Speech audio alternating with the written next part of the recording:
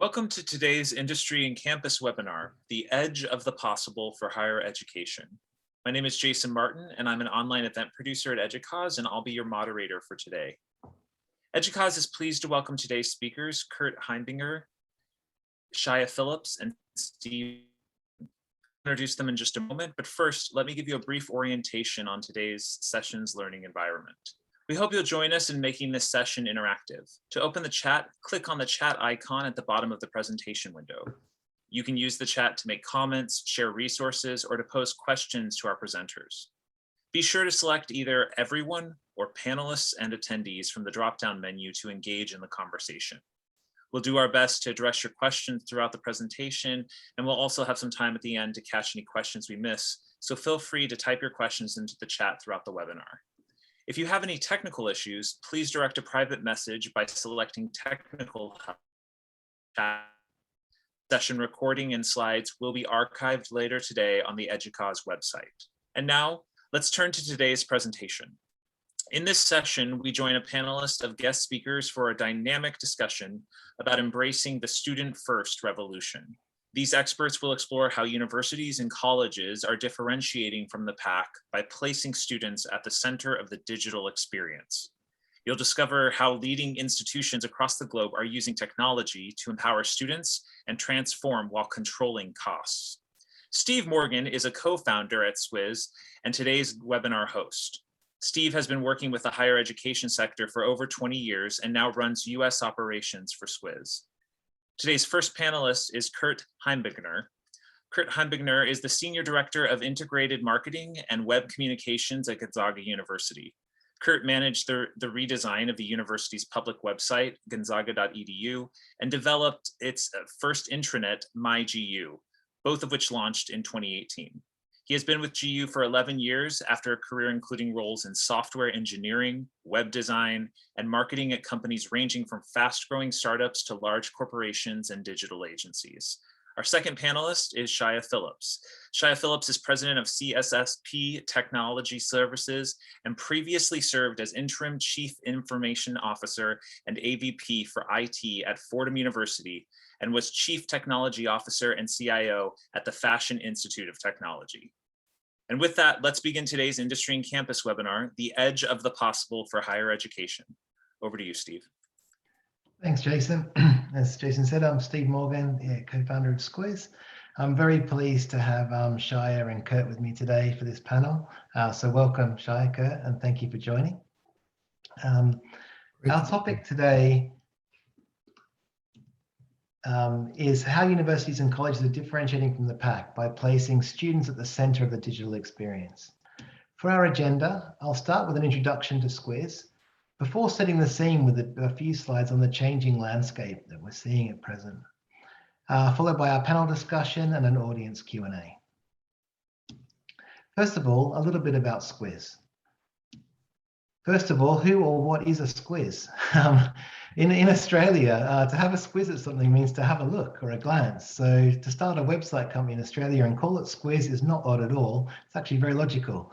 But to call it that in America, I know, is a bit different. But there you are. That's a bit of Australianism for you.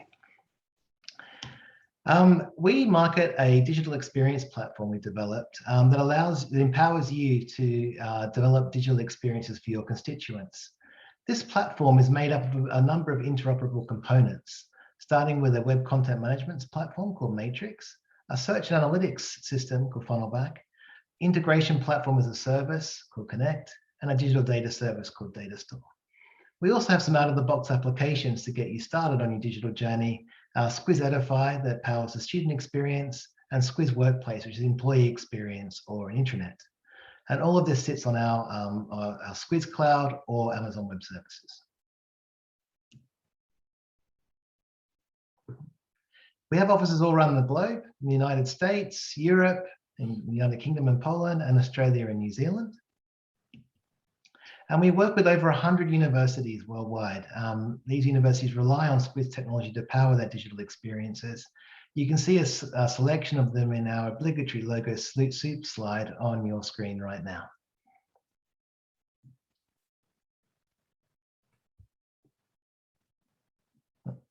We're also recognized by a number of leading analysts like Gartner and Ondia. Now, we've been on these reports for several years, and the important thing here is we're the only DXP vendor on these analyst reports that focuses on US higher education as a core market.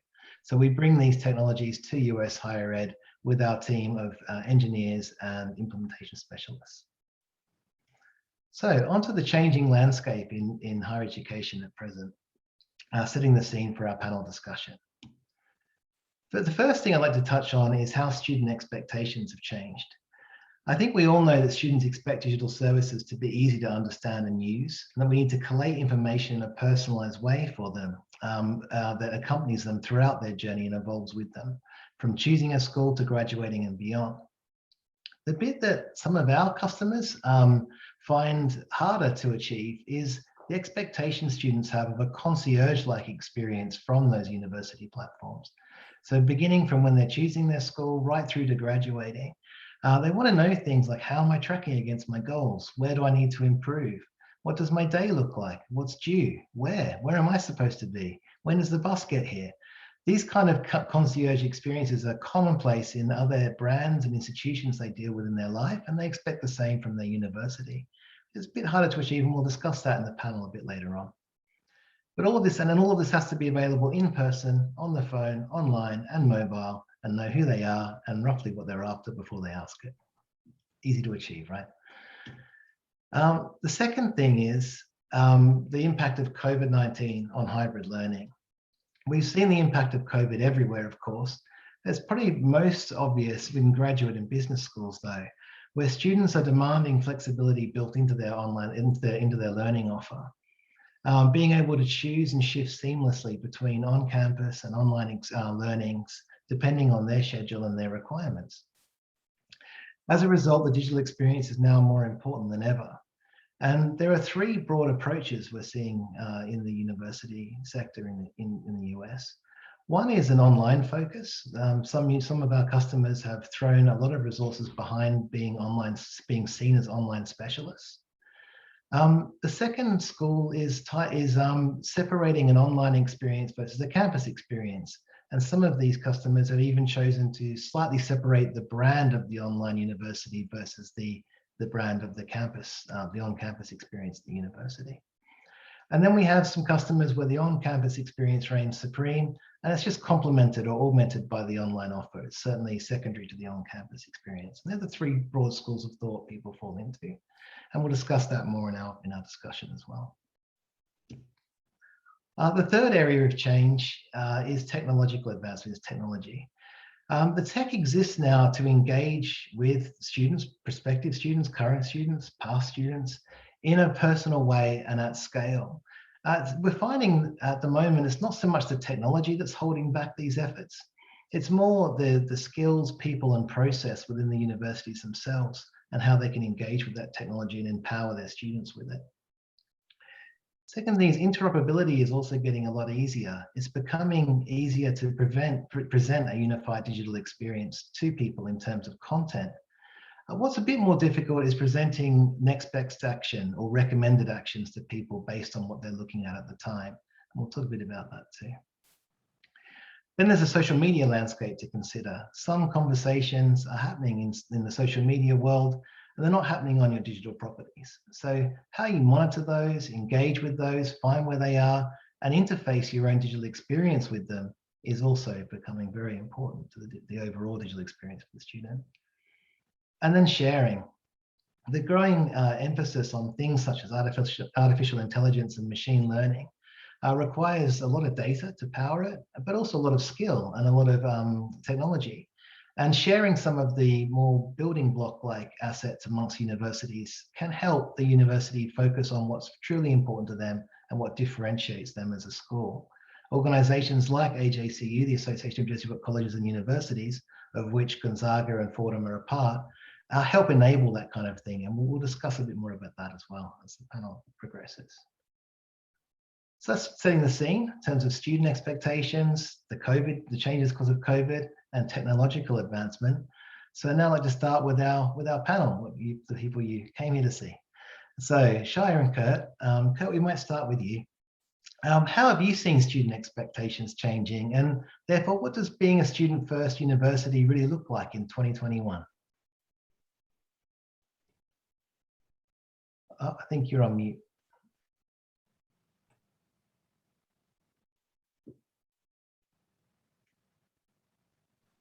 Try one more button here. Oh, there we go.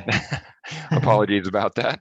Yeah, so, I think some of the, is this the right question? Most urgent elements of the student experience. Yeah, so I think, some of the things that we've, sorry. okay, there we go. Yeah. What does being student first look like in 2021? I think for us, obviously through the pandemic, we've, like everybody, had to quickly shift to, having all of our faculty learn how to teach courses online, some of which maybe had never done that before. So I think we learned a lot, both from a university faculty and teaching standpoint, as well as, the student experience, what it was like for them. I think students became very adept at knowing kind of how to navigate courses, maybe change their study habits, doing some of those kind of things. So, we're trying as a university to really transform into what we call internally kind of a digital campus environment, where we have a lot of information systems, or systems that have different information about students and prospective students, current students. And so, our big challenge right now is trying to integrate those so that different systems can talk to one another better, so that when there is information about a student that's pertinent, maybe in a housing and dining context, that might be helpful from an academic perspective, to say, like, maybe this student hasn't been attending class lately, let's check in with them from a dorm perspective and be able to reach out to them proactively. Things like a customer relationship management system, which has been a big initiative of ours, are things that, we're now working to integrate those tools so that we can have kind of more of a 360-degree view of students and what their needs are, to your point of providing more concierge-like services. Right, and how one of the things we see with the universities we work with is the proliferation of systems behind the scene can create a bit of a problem to presenting a unified front to the student or the prospective student themselves. Have you struggled with that challenge, and how have you approached that? Yeah, we absolutely have struggled with it. I think our CRM initiative, which has been underway, gosh, I want to say for at least a couple of years now, we just recently went live with some key areas of that, such as our online and graduate admissions, work is kind of was one of the first areas to go online with that. We're working on getting some of our student services online with our CRM. But that has really been one of the big challenges. I think the vision, I think was, I don't want to say easy, but I think it was definitely an easier lift than actually trying to figure out how to integrate these systems when the rubber meets the road, and what sort of permissions and privacy settings and those kind of things that we need to work with internally, so that only the people that need to see certain types of data have access to that. So, and Shaya probably knows a lot more about this than me, but there's just so many systems to integrate from an IT perspective. It's just a real challenge. Oh yeah, right. And the security behind that data. But by starting with the CRM aspect, is it starting with collating the information about the student in one place? Is that how you've approached the first task? Yeah, I think that's really kind of one of our big efforts underway right now. Our longer term vision, from my perspective, and where it overlaps with my work, sort of with the public facing website and our intranet, is to be able to, are there certain types of data about students we can use to more personalize their experience, even from early, stages when they're in kind of the early parts of the funnel, learning about Gonzaga, deciding, if this is the right place for them, those kind of things. Yeah. Sorry, Kurt, to pick on you with all these questions, but the information someone provides during the prospecting process, the admissions process, does that carry over when they enter the university, or is that a challenge as well in terms of continuity of data? Yeah, it is a challenge, and again, that's one of the areas that we're working to take some of that data during the sort of recruitment, pre enrollment process, and be able to kind of roll that over so that information about that student when they were a prospect is available to maybe student affairs people who are working with them once they're a current student, and then, you know, ideally even, you know, once they graduate from Gonzaga and become an alum, you know, how can we support them in, you know, their career search and growth and development, you know, from that perspective as well. So we're really trying to think of it, you know, for lack of a better term, and kind of the cradle to grave experience, you know, with Gonzaga is, you know, how can we help support the people that are in our community through all those various touch points. Great, thank you. And Shai, do you have anything? I imagine you have something to add on those, given the challenges you face with that at Fordham. Well, I know, you know, when I was at Fordham, and you know, you've worked with us for a number of years when I was there. You know, we started there with a CRM back in 2014. So we were a little bit ahead of the curve, you know, and we tied in, Fordham tied in with a number of third-party companies at that time. And then later, even with Squiz, which is hosting the CRM and the integration platforms through platforms like Talent and other integration engines, that allowed them to talk to all the different systems. So we had admission systems like Slate, we had, you know, recruitment systems and of course Banner and others in the background. But the students have always expected them all to be tied in, and the CRM kind of was that central place where that 360 view of the student existed. Not everybody used it because, you know, admissions people went for certain things directly into the admission system, but the dean's offices, advisement, and other areas overlap across the spectrum. And the student expected that data that they put in on day one, whether it's a name change or a gender preference or, you know, the high school record, to be available across the spectrum. And so Fordham had a little bit of a leg up, you know, in that they had started that CRM roadmap then. I mean, today, student first, you know, becomes even more. The mobile platform and the portal, the Luminous portal we used at that time, you know, is kind of outdated by today's standards. And, you know, Luminous and other portals have moved forward, and, you know, you can see the one from Squiz and from other vendors. You want to utilize platform that rises to a level of expectation where students, it's location based. If they're on campus, they're looking for certain information. If they're home, they're looking for different information. And even when they're an applicant, you know, the expectation was during COVID, how do I get a view of the campus? You know, sure, we had the online videos, but what did we end up developing? A Minecraft environment for the students and their parents to interact also with students and others. We had a computer science program and admissions program kind of joint. Obviously, IT didn't do it. We funded it, but, you know, aside from that, we kind of pushed it together because other places have been doing it, and worked with Microsoft, the licensing being the toughest issue to work out. But, you know, to create a Minecraft virtual reality environment that students wanted to see, because they learned about Fordham from their friends or from Facebook, Instagram, Snapchat, you know, they're all over the place. And, you know, all the new platforms that come up every other day. And, you know, you have to react to what they're expecting, and they're expecting you to be there. And so we're lucky, Fordham was lucky in some aspects that we're a little ahead of the curve on the integration, had over 20 systems, you know, tied together through that CRM. So at least we could get the data from one place or the other, but the student expectation changed. You know, their online experience, the faculty, you know, as Kurt said, the training. Well, we had a lot of faculty that we thought were online, but truth was it was only about 17% that really taught online. And it was less than 40% that had true digital content. No, having your syllabus and your assignments up online is not digital content. You know, it's just like this slideshow. It's great, but it's the same slideshow you would have put on a projector years ago and presented, you know, in a different way. Yeah, leave my slideshow out of this. But, you know, what students today want to see is they want to see something that's truly interactive, so that if they need remediation, our faculty weren't prepared to provide online remediation. Now they were at home, the students were at home. And this is carried forward even with people I talk with and consult with today in how do you utilize Canvas or Blackboard or Moodle or whatever to truly build those remediation and assessment programs into the system so it all works together.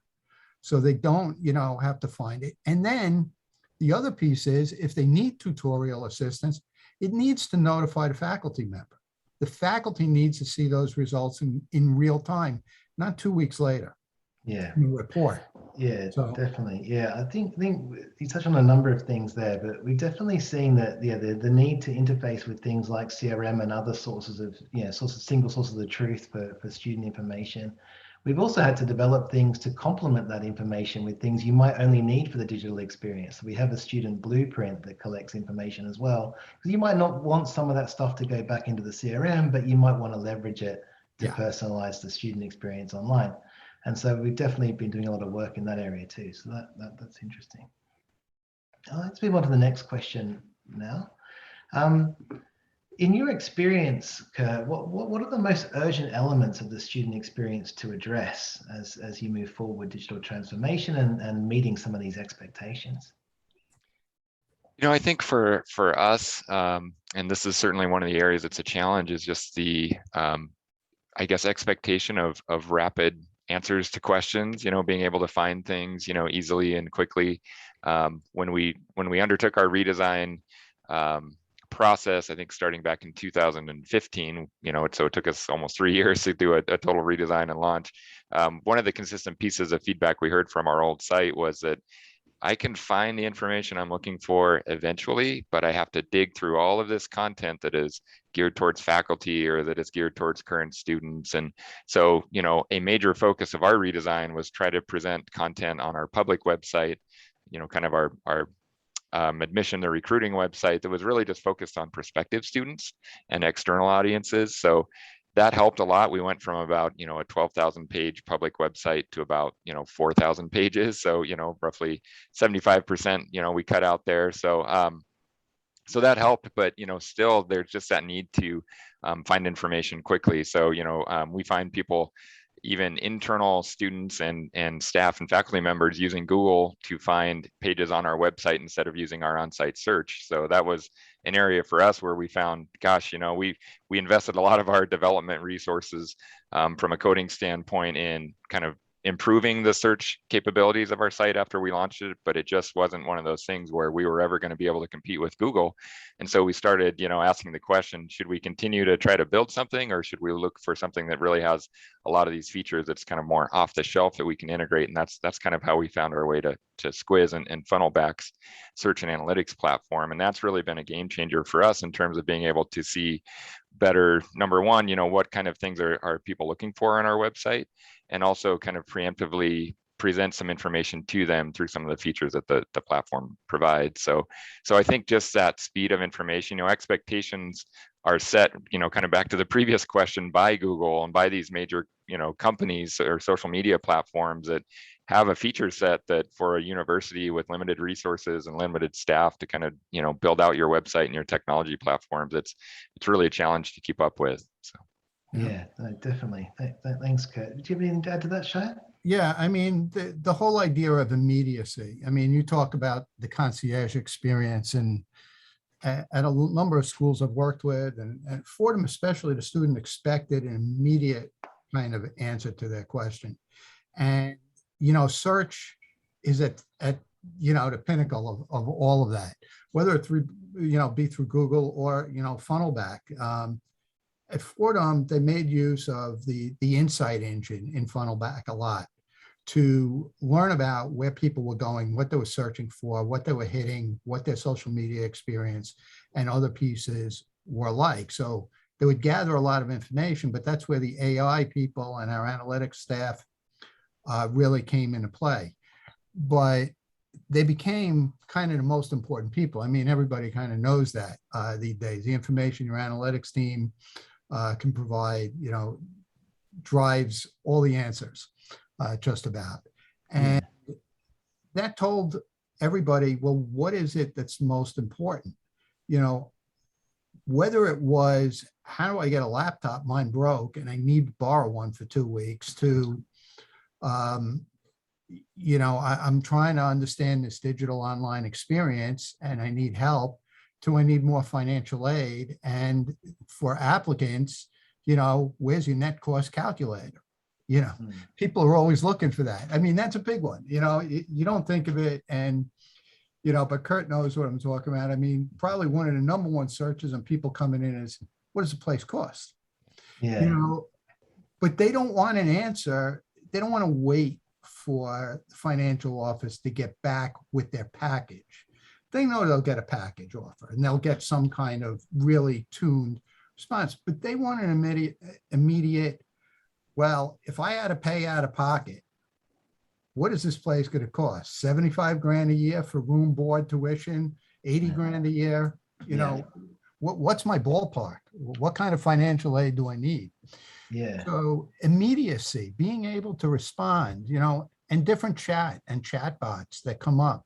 AI chatbots, yeah, they work great, but you still got to develop an FAQ for them to learn from.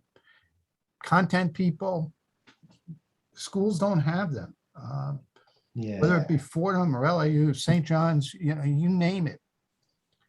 People don't have those people. You have to develop all that content. So how far can you go as well, you know, becomes part of it. But the most immediate or you know, element, I think, is being able to use anything you provide has to respond in a timely manner. Timeliness and immediacy. If it doesn't meet those criteria, people aren't coming back to that. Yeah, that's true. Very, very good point. Yeah. No, it's interesting actually, because I mean, the first problem we solved with the content management system was the publishing information, getting it all up online from the myriad of sources a university has. But of course, having done that, how do you get to the right thing to the right person at the right time? Now, you know, early efforts at that were quite manual, based on sort of decision trees and things. If this, then that, then that, then that. But using search, you can leave it to the algorithm to surface that information based on what the person's entered. Yeah, and I think it's a great place for universities to start. There's a reason why the retail industry started with search. It's because it's such a powerful indicator of intent. And by taking the notice of that on your own site, you can really turbocharge this change. And remember, it's focused on the personal, on me. You know, I'm the student. Tell me what financial aid I need. Tell me when my classes are. Tell me if my class gets canceled. Don't let me have to go find out my class got canceled. Yeah. The immediacy, right. The response, the anticipation. It's, if we know something, you got to tell them right away. Yeah. Yeah. No, very, very good point. Yeah. So I guess that sort of covers off. I think we've covered a bit of this. Where do you begin as well? Because we begin with search. So we've covered off a bit of that in the answer to the previous question. But anything you'd like to add to that, Kurt?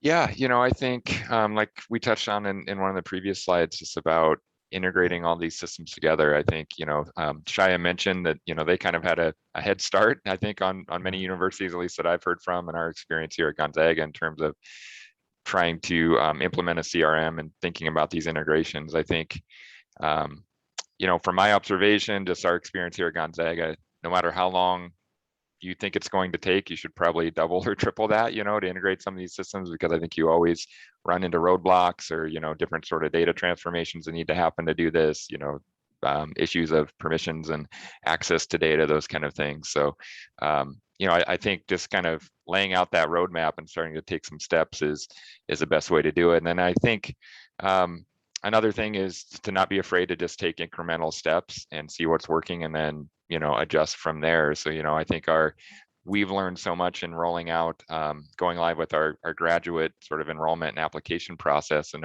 our new CRM system, that those are lessons we're going to be able to apply to, you know, sort of the next areas of the university or the next departments to start to go live with it as well.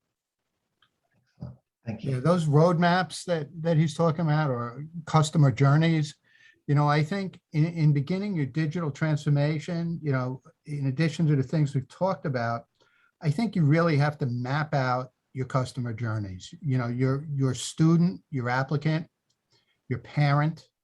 They all have different experiences. An employee, don't forget about them. They're part of your community, and you need to support them in the same way. You need to analyze what you have and what you're trying to solve. Not every school is the same number of students. You've got 500 student universities, 5,000 and 50,000. And they look at this in a different way. You know, in some places you want to deliver that journey from cradle to grave. And sometimes places want just different parts of that. And you can start by analyzing, what is my customer journey? What does a student do from now, literally like ninth grade, students are already considering where they're going to college. They're talking to people online. They're learning what's out there. They may not have made a decision, but by 10th grade, you know, they're applying. They're looking for packages by 11th grade. You know, by the time they graduate, you know, they're sealed and delivered. I mean, they're waiting for their early decisions. And, you know, knowing that student journey, all the different places they go through, the application, the recommendations, all the way to the advisement, to the net cost calculators, to the, you know, to the packaging, and then, you know, to early admissions or decision, and making all those choices, you need to know where you're at. Then you need to assess all the tools you have already. People don't realize what they may own. Yeah, That's right. Yeah. And then how can you apply, and which ones first? You know, am I working with EAB? Am I working with, you know, Slate? Am I working with Squiz already, who's got an integration engine on the back end? Am I working with someone else, or do I have something in place that can help bring this together?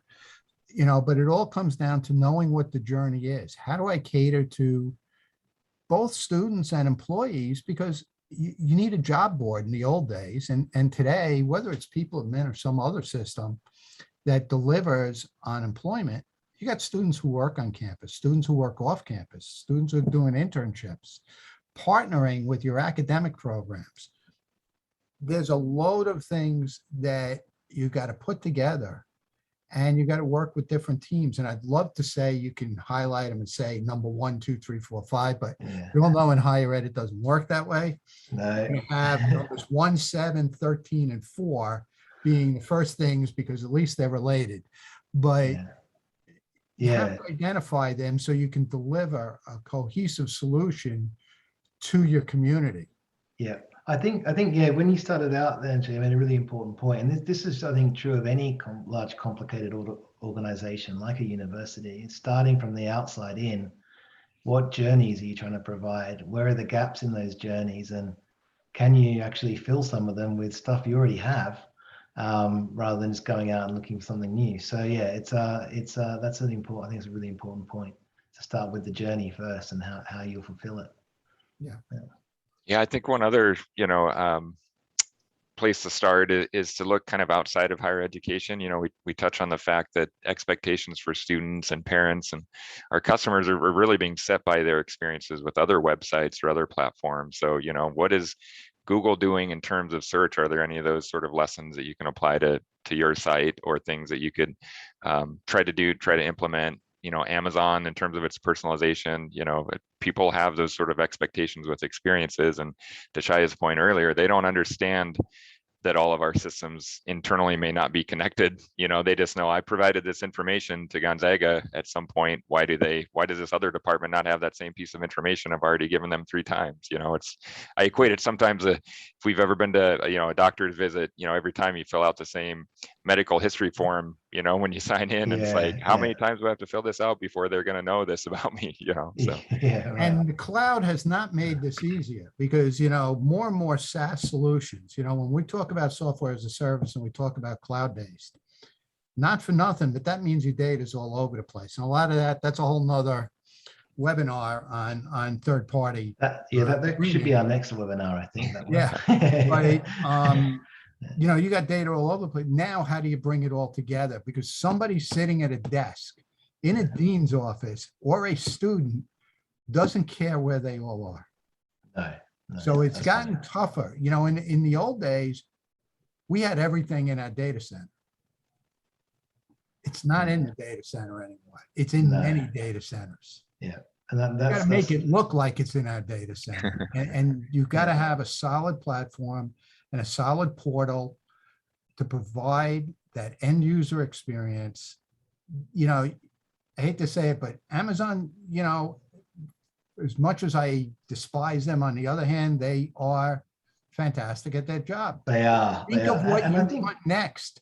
yeah. They're making recommendations based on what you do. So, you know, like using Funnelback and other tools, you know, we have Course Finder and we have Degree Finder and these other things on our website on the websites that deliver based on what you've done and what input you're giving us at a given time. That's right. Yeah, I think as vendors, we've seen all that. We've seen that change and that challenge, and like certainly with us and with our competitors as well. We've invested heavily in having a digital data store for capturing those bits of information that might fall between the cracks and making sure you can still present a cohesive experience.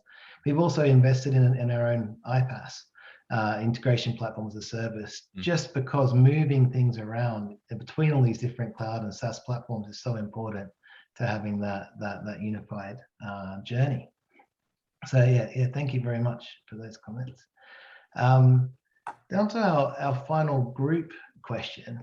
And Kurt, given your current situation, with your every university has limited resources, but particularly in marketing, how has the resource allocation changed, certainly post-COVID, probably from offline to online, or has it? And if so, how?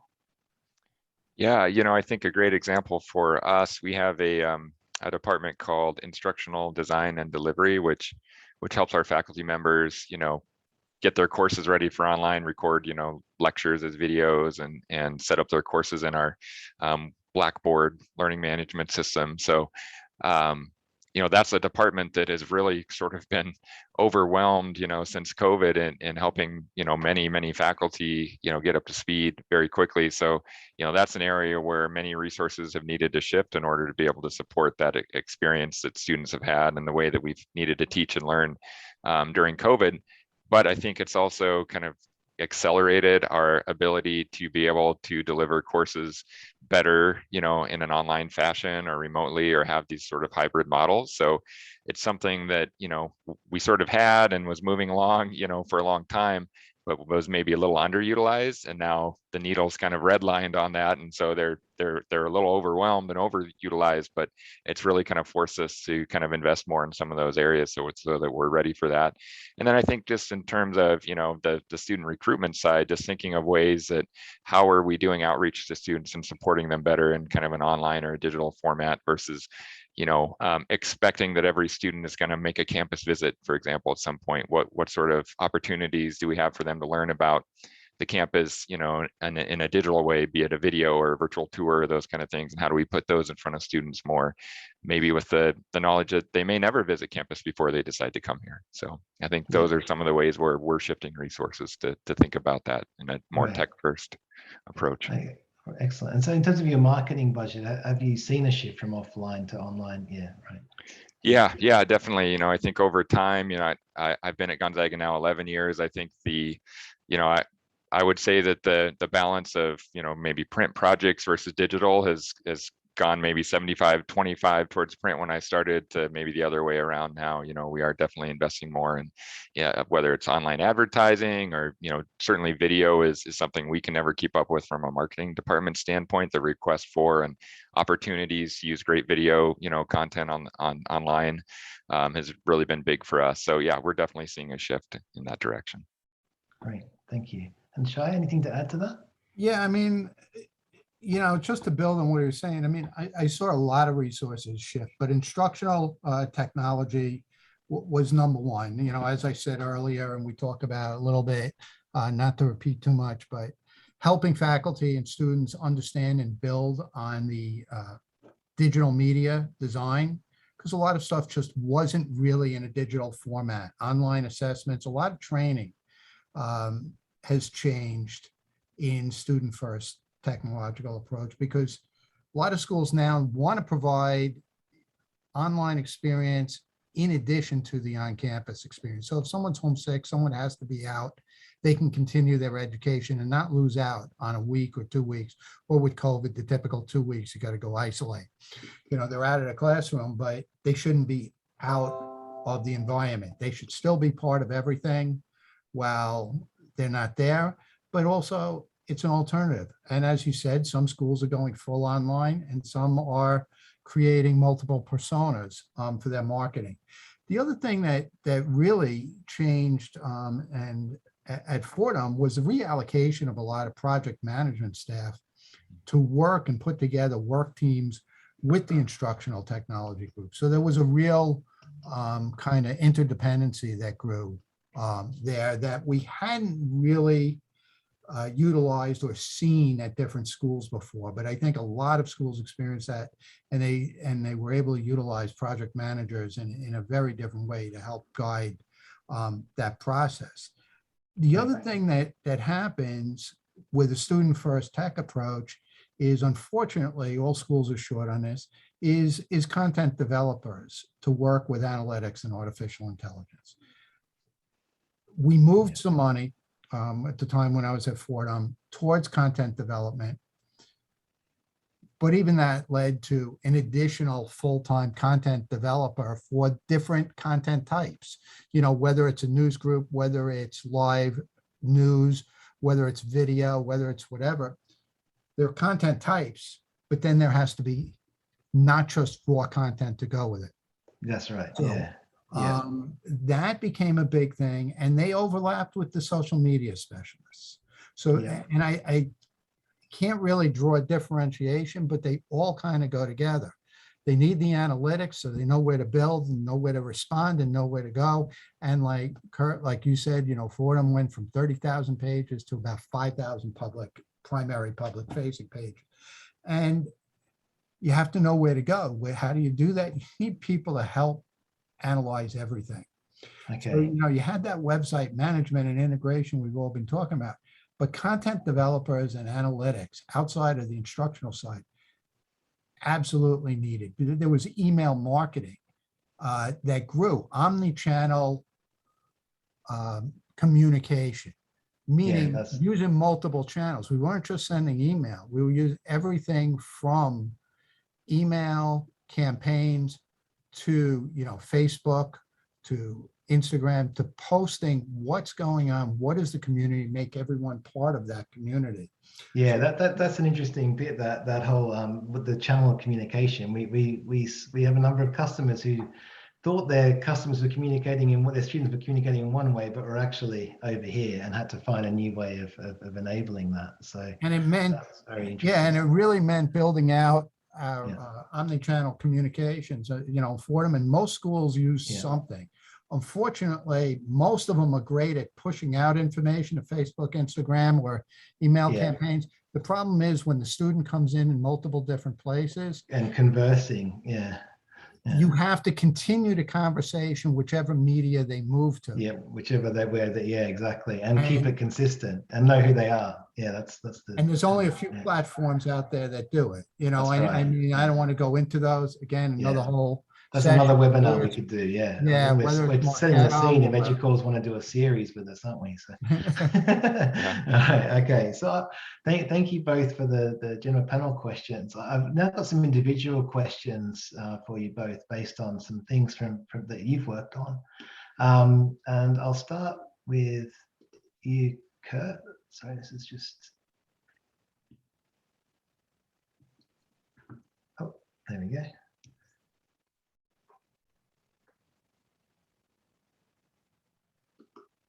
Here we go. So there's Kurt, your first question. So obviously seeing the virtual fan experience, Gonzaga, very famous for basketball, but how is Gonzaga building a sense of community and support for students online, particularly post-COVID?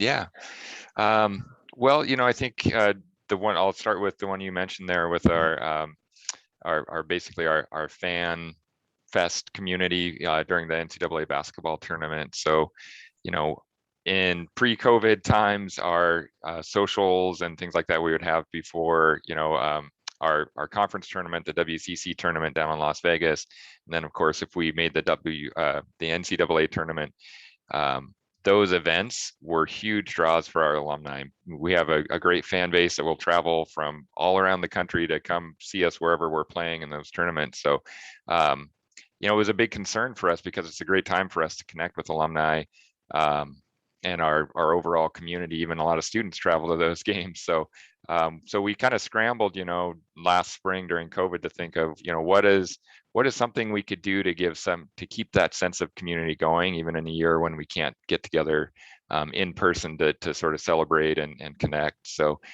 so that idea came together pretty quickly and was executed in, I think, 3 or 4 weeks. And even the partners that we worked with on that said, this is really probably like a 16-week project. And so we executed it in a few, and it really came off well. You know, there was great engagement from our community there. So I think, you know, the lesson for us from that was, one, you know, not be afraid to take a risk. We, you know, that was something that we, because of the timeline, we would not be able to launch and really wouldn't have the resources to support more than beyond the Final Four. And of course, you know, with a loser out tournament, you lose one game and don't make it to the Final Four, that investment kind of would have gone up in smoke, but, you know, it ended up paying off for us, and you know, was a great point for us to be able to engage with our community.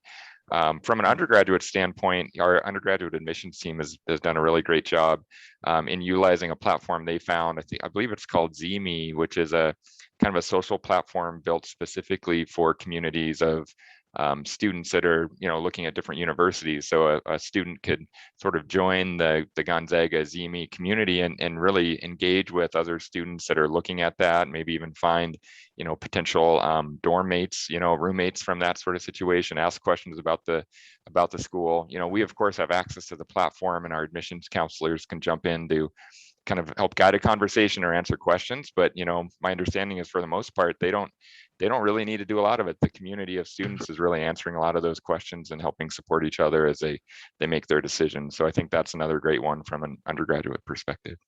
Fantastic. So, sorry, the name of that platform again? It's ZME, right. ZEEMEE.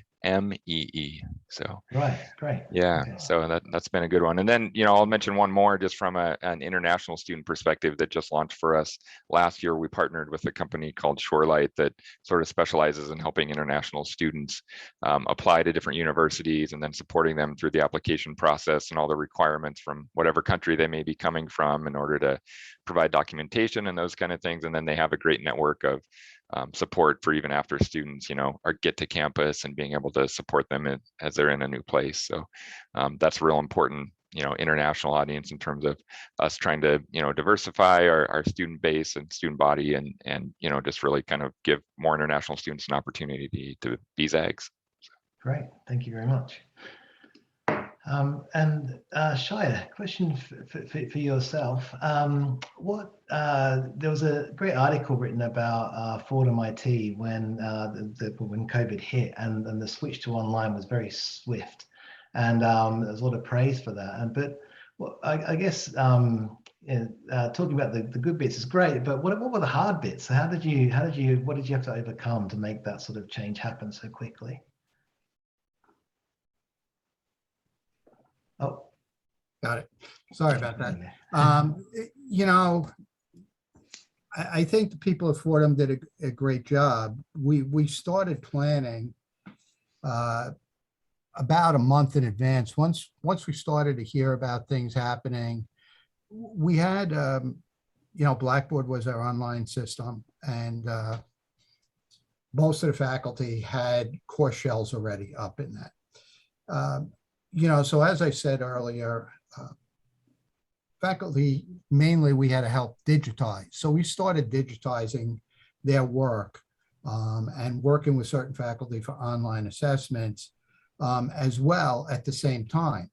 But it did lead to a number of problems that were hard to fill. I mean, one, even at a place like Fordham, as a private university, we were amazed at the hundreds and hundreds of students who did not own their own laptop computer with the appropriate cameras, microphones, and other things that they needed for remote learning. I mean, we bought literally thousands of computers. We were one of those people that hoarded all the stuff out there to get to our students. And we put loans in place and loaned stuff out to the students, to the faculty who didn't have appropriate equipment, headsets, follow me, cameras and everything.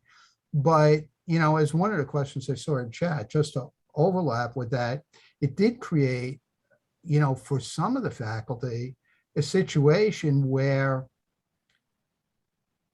the level of online instruction did not meet the expectations of an in-classroom kind of learning experience. And that was really the hardest gap to fill.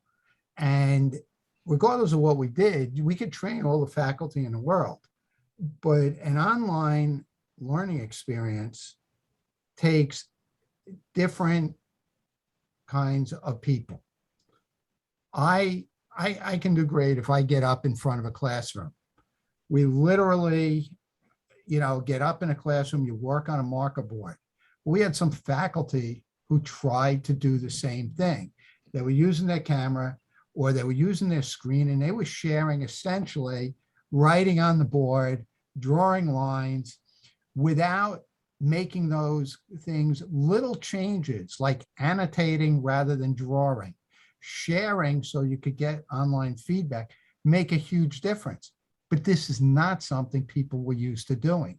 Not only on the faculty side, it wasn't all the faculty's, you know, point of view, it was also students.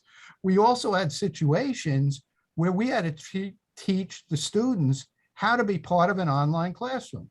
I'm sorry, but it was in the news, you know, some student had their boyfriend get out of bed with no clothes on in the background during one of the class sessions. Made the news. No, you know, secret there. And walked across camera. Nobody's fault. It wasn't a legal issue, but, you know, it's different. It's a whole different thing. So teaching people what online meant, you know, what were the gaps when we moved to online? Well, you know what? Upping the number of connections on the VPN, that's a technical issue. Providing an online platform, you know, going to an unlimited Zoom license from, you know, number of licenses we had, providing a 10,000 seat Zoom license for the president to talk to the whole community at one time, things like that. Those are technical issues. Yeah. Biggest issues were social. And I don't think they're fully resolved yet. And not to pick, you know, on Fordham or any other, at most schools, unless you're teaching a purely online experience, these are faculty who want to be in a classroom. At Fordham, they found as soon as they opened the dorms back up for students to come back, students wanted to come back to campus because that's the experience they signed up for. You know, they wanted to be at basketball games. They want to be at football games. They want to be with their friends. If they wanted an online experience, there are hundreds of schools, but there's a tier of universities, whether they be in that upper right-hand quadrant or just below that, that students move away from home to live on campus for that campus experience. No, that's not necessarily the same experience for a graduate student in business. You get a number who want to be on campus, want to be in the study group, but then we also had to deal with the study group. We had a law school. How do we simulate those 5 or 6 students who form a cohort and work together for 3 years on their way to law school? That's really, really you know, tough. we work with different students. We have dance studios. Well, now the dance studio took place at home.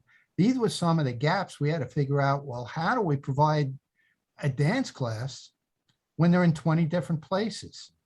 Yeah, right. That's really tough. You know, I guess you could turn your video off and dance like nobody's watching. But well, thing is, you need the teacher watching. I was, you know, thank you. So there were some unique things, and they're still not fully resolved. People are feeling their way through them. We're still, Okay, so we've got some excellent questions. I was going to talk to you about personalization, Shaya. We'll have to leave that for later in the series that EDUCAUSE will commission us for.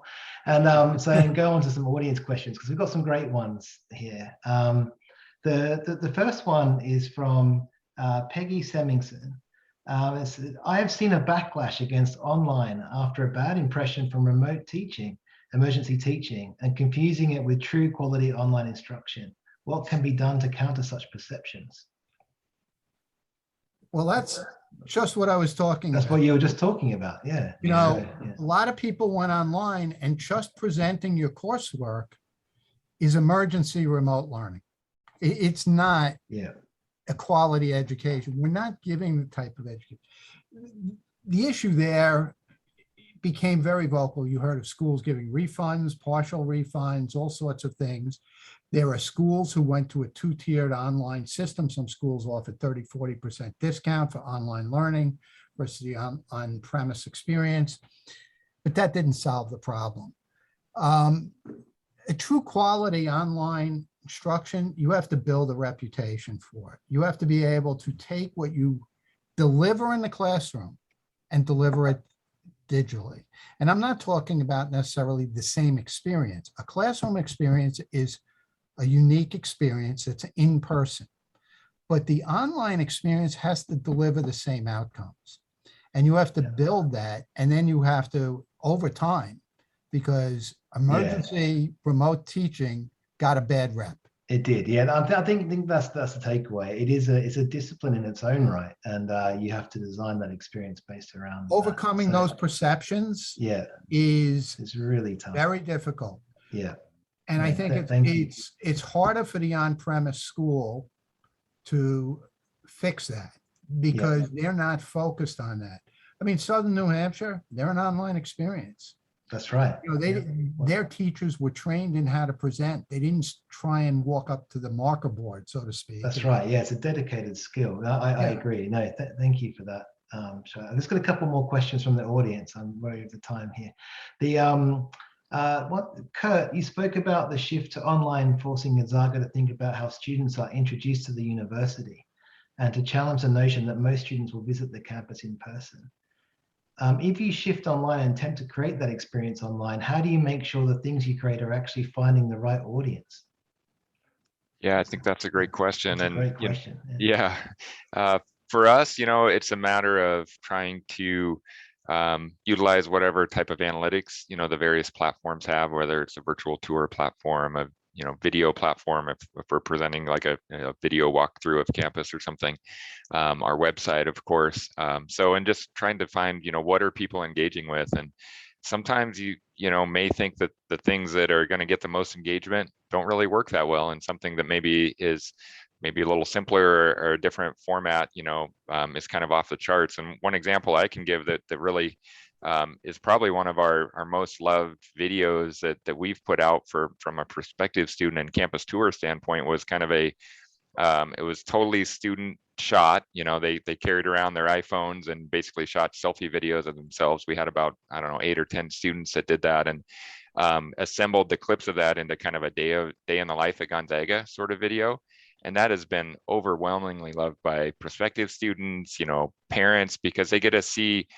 Virtual tours are great and they have their place, in terms of being able to kind of walk around and kind of sort of step through campus. But that one video showed what it's really like to attend Gonzaga, because you got to see students interacting with each other, and they have their friends in the cafeteria with them, and they're studying, they have a study group put together, and so you got to see all those moments, and it was just so authentic that that really engaged people really well. And so I think just paying attention to the engagement on that from our standpoint said, wow, maybe we should be producing more videos like this instead of maybe shifting some investment away from maybe a new upgrade to our virtual tour platform or something. So yeah, definitely. And I think a day in the life is a great, I think it's a great way of making the journey real. You think of how someone's actually going about researching a school, or what they want when they go to school, thinking about what their day actually looks like, just from a very personal perspective. It's a great way of making those big journey maps real for somebody. Yeah, and certainly, I love the way Gonzaga and Fordham have both done that. Yeah. There's one last question from the audience. As Shaya spoke about the challenges SaaS solutions present, since important data now lives in multiple places. Kurt spoke about making sure students don't have to fill out the doctor's office form each time they do something. How does Squiz help universities overcome this challenge? Any examples you can share? That question was not written before this started. I just have to point that out. But I will take some time to answer that in more detail in the follow-up. But just for right now, it comes back to what I mentioned before, in that we've created 2 new elements to our platform. One is a data store that helps to capture information that might fall between the cracks with the various SaaS platforms you're using. And the other one is our integration platform as a service, our iPaaS, for making those last mile connections between all the different SaaS platforms that you use really simple to set up and easy to maintain. So that was totally teed up. It wasn't written before the presentation started. So there you go. But yeah, I'd just like to take the few seconds I've got left to thank Shaya and Kurt for joining me for this panel. I've really enjoyed talking to you both, and hope to see you both again soon. Thank you very much for your time. Thank you. Thank you. Thank you so much. You bet. On behalf of EDUCAUSE, thank you all for joining us today. Before you sign off, please click on the session evaluation link. You'll find it in the chat window. Your comments are very important to us. The session's recording and presentation slides will be posted to the website later today. Please feel free to share it with your colleagues. And finally, please join us for the next Industry and Campus webinar on August 26th at 1 p.m. Eastern to hear about using AI and machine learning to control network costs in higher education. On behalf of EDUCAUSE, I'm Jason Martin. Thank you so much for joining us today.